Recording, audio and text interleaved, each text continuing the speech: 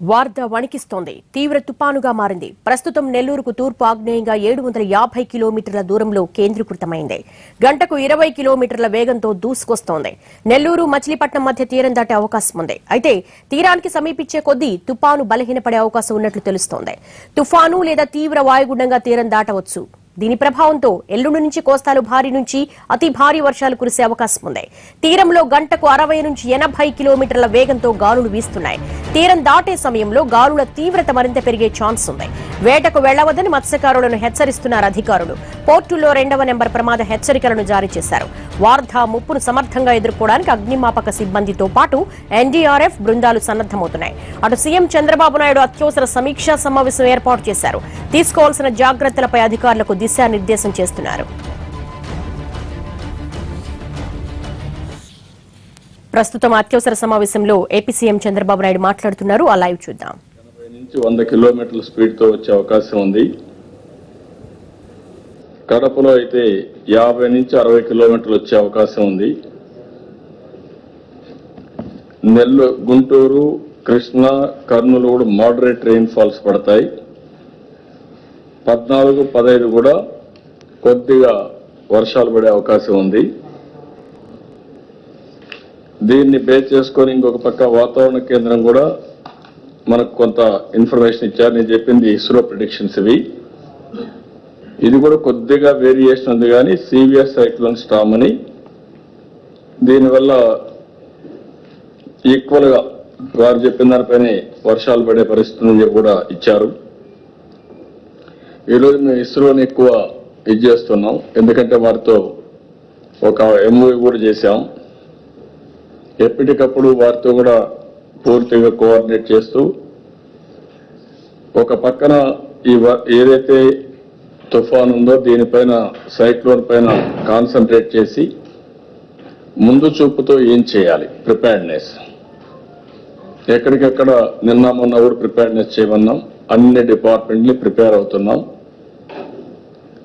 ఈ యొక్క wind velocity, గాలి యొక్క తీవ్రతను బట్టి దాని మీద ఏమేమి డ్యామేజ్ అవుతాయో ముందుగానే ఆలోచించుకొని అటు ఫైర్ స్టేషన్స్, ఫైర్ డిపార్ట్మెంట్ కానీ, మిగిలిన ఎలక్ట్రిసిటీ డిపార్ట్మెంట్ కానీ, రోడ్స్ కానీ, ఇరిగేషన్ కానీ ముందుగానే ప్రిపేర్ అవుతారు. ఎక్కడికక్కడ అందరినీ అప్రమత్తం చేసుకుంటారు.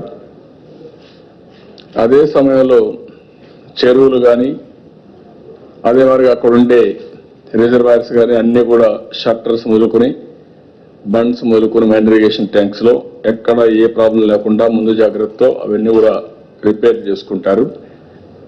ఒకసారి పెట్రోలింగ్ కూడా పెట్టుకుంటారు బాధ్యత తీసుకొని.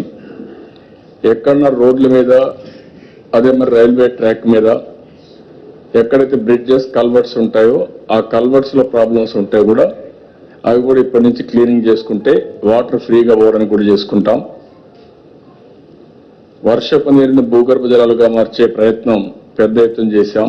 చెరువులని పొడుగు తీయడం, క్యాస్కేడ్ ఆఫ్ ట్యాంక్స్ తయారు చేయడం, ఫామ్ పాండ్స్ ని పెద్ద ఎత్తున డెవలప్ చేశాం. ఇప్పటికి 1,78,000 ఫామ్ పాండ్స్ ని ఇప్పటికే తవ్వడం జరిగింది. అవన్నీ కూడా రాయలసీమలో ఉన్నాయి. వర్షం కూడా చూస్తే నెల్లూరులో 72% తక్కువ పడింది. అదే మరి చిత్తూరులో 49% తక్కువ పడింది. కర్నూలులో కూడా 46-47% తక్కువ పడింది. ఇది అనంతపురం 49. ఈవెన్ ప్రకాశం కూడా అదే మరిగా ఉంది.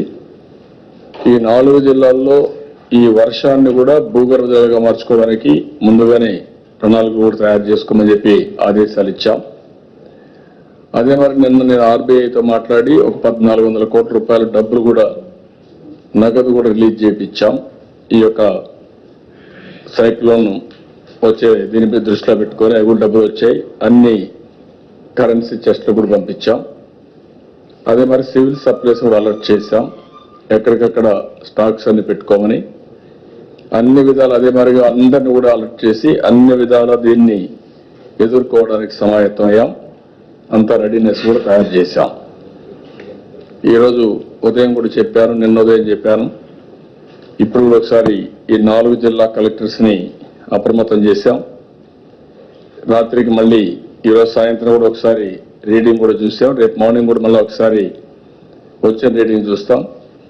అల్టిమేట్గా ఎక్కడెక్కడ వర్షం పడుతుందో రెయిన్ గేజ్ వారీగా అనలైజ్ చేసి, మండల వారీగా ఫ్లడ్ మ్యాపింగ్ చేసి, ఏరియా వారీగా కూడా ఇవన్నీ చేసి, ఎక్కడ కూడా ఇబ్బంది లేకుండా చేయడం కోసం అన్ని ఇది చేస్తున్నాం.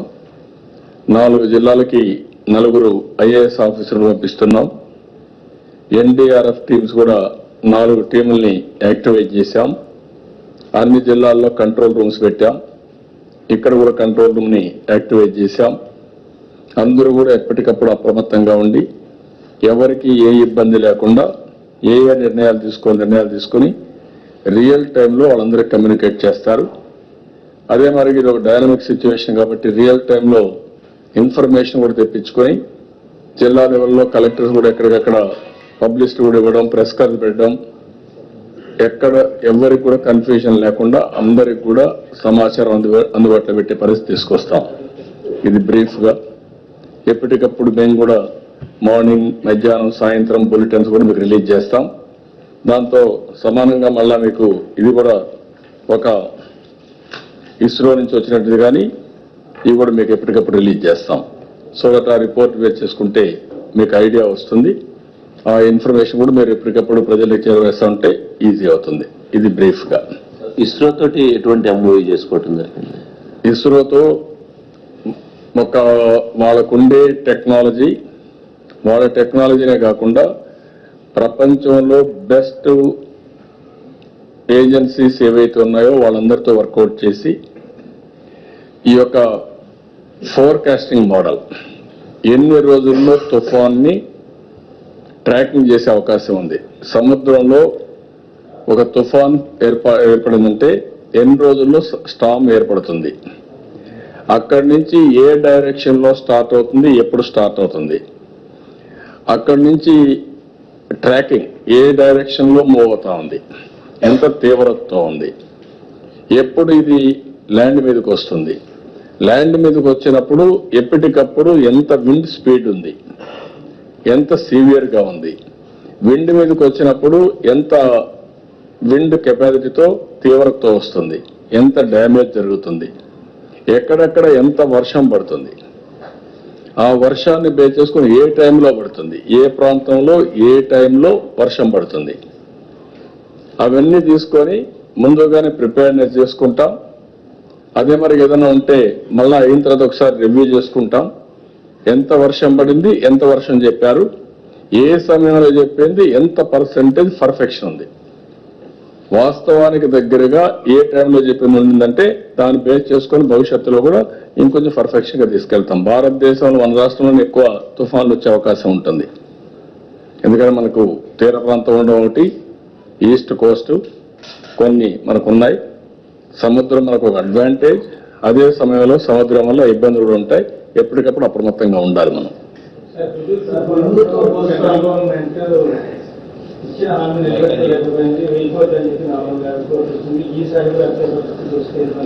ముందు అది తర్వాత వస్తామా. ఇప్పుడు ముందు మనకు కావాల్సింది ఏంటంటే ఆ తుఫాన్ని హ్యాండిల్ చేయడం, ఫేస్ చేయడం, తర్వాత ఆ తుఫాన్ తీవ్రతను బట్టి రిపోర్ట్లు పంపించడం. ఇది నెక్స్ట్ ఫేజ్. సార్ శాస్త్రవేత్తలు కానీ ఏం చెప్తా ఉన్నారంటే హుద్హుద్తో పోలుస్తా ఉన్నారు. నిజంగా ఎట్లా ఉండబోతుంది ఇప్పటి వరకు వచ్చింది? హుద్హుద్దో కాదు, ఇది సివియర్ సైక్లోన్ స్టార్మ్. హుద్హుద్ అంటే అది ఒక విపత్తు కింద వచ్చింది. అది తీవ్రత కానీ 240-250 కిలోమీటర్ స్పీడ్ వచ్చింది. ఇది అంత లేదు, 100 కిలోమీటర్లు. అవుటర్ లిమిట్ 100 కిలోమీటర్లు అనుకుంటున్నాం ల్యాండ్ మీదకి వచ్చినప్పుడు. ఇప్పుడు తీవ్రంగా ఉంది కానీ రాను రాను తగ్గే అవకాశాలు ఉన్నాయి. దట్ ఇది ఫోర్కాస్టింగ్. రేపు మార్నింగ్ కి, రేపు ఈవినింగ్ కి, ఎల్లుండి మార్నింగ్ కి మనకు ఒక ఐడియా వస్తుంది. ఎల్లుండి సాయంత్రం 5 గంటల నుంచి 10-12 గంటలకు 12వ తారీఖున క్రాస్ అయ్యే అవకాశం ఉంది. ల్యాండ్ క్రాస్ అయ్యే అవకాశం ఎల్లుండి సాయంత్రం ఉంది. ఇది ఇప్పుడుండే స్పీడ్ని బట్టి. ఇంకా స్పీడ్ పెరిగితే 1 or 2 hours ముందు వస్తుంది, స్పీడ్ పెరిగితే 1 or 2 hours ఎరిక్కిపోతుంది.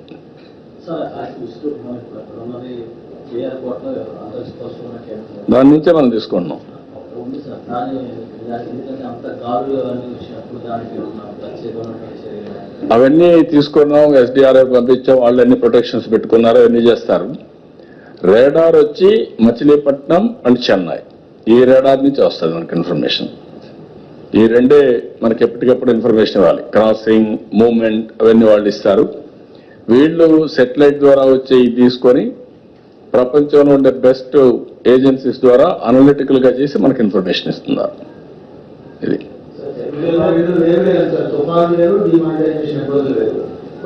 రెండింటికి ఇప్పుడు కలిపి ఇబ్బందులు తలెత్తే అవకాశం కొంత ఉంది కదా. ఒకవైపు ఏమో డబ్బుల కోసం జనాలు బయట ఉంటున్నారు, దానికి ఎట్లా సార్ అంటే విలేజెస్ లో ఇబ్బంది లేకుండా? అదే వాళ్ళు అడిగేది. అందుకని రెండు వేరు వేరైనా రెండు సింక్రనైజ్ అయ్యాయి. మామూలుగా డిమానిటైజేషన్ వల్ల కొన్ని ఇబ్బందులు ఉన్నాయి.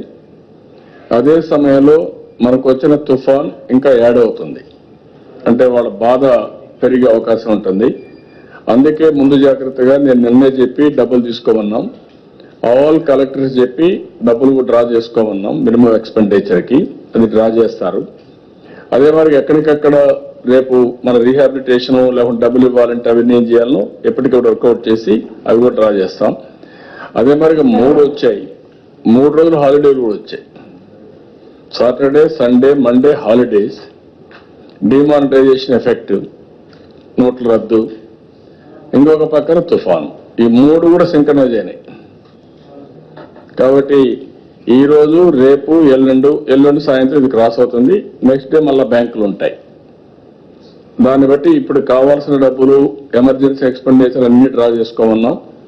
అది అయిన తర్వాత మనకు ఆ రోజు రాత్రికి ఎఫెక్ట్ ని బట్టి ఎక్కడెక్కడ మొబిలైజ్ చేయాలి మొబిలైజ్ చేసుకొని ఇమ్మీడియట్ గా యాక్షన్ లో మొదలు పెట్టాలి. అన్ని జిల్లాలకు ఒకవేళ అవసరమైతే ఇక్కడ ప్రాధాన్యతలో ఫస్ట్ ప్రియారిటీ ఇది.